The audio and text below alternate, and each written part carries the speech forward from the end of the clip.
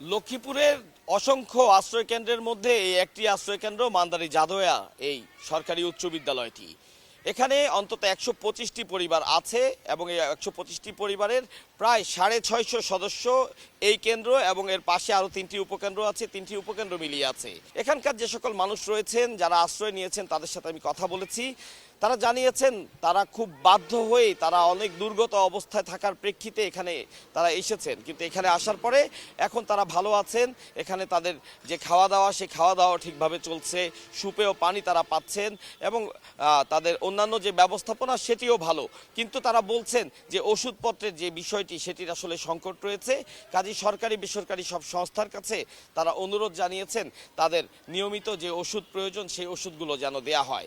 তারা দেয়, আমরা খাই, নাস্তা দেয়, হাজু দুর্গু দেয়, খাই। নাস্তা দুপুরে ভাত বা খিচুড়ি, রাত্রে হয়তো বা খিচুড়ি না হয় শুকনো খাওয়ার, এইভাবেই আমরা এদেরকে চালিয়ে নিয়ে যাচ্ছি।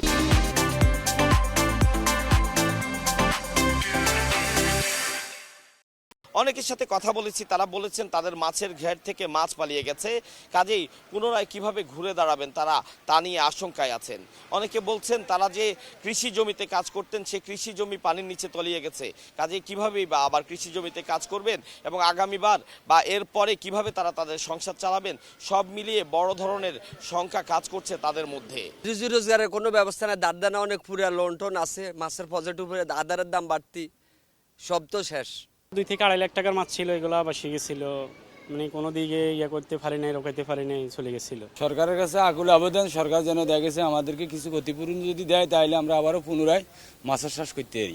শুধু এই আশ্রয় কেন্দ্র নয়, লক্ষ্মীপুরে, নোয়াখালীতে, ফেনীতে যেখানে যত আশ্রয় কেন্দ্র আছে ঘুরে ফিরে সব আশ্রয় কেন্দ্রের চিত্র প্রায় একই। লক্ষ্মীপুরের মান্দারি ইউনিয়নের জাদোয়া সরকারি প্রাথমিক বিদ্যালয়ের আশ্রয় কেন্দ্র থেকে আতাউর কাউসার, সময় সংবাদ।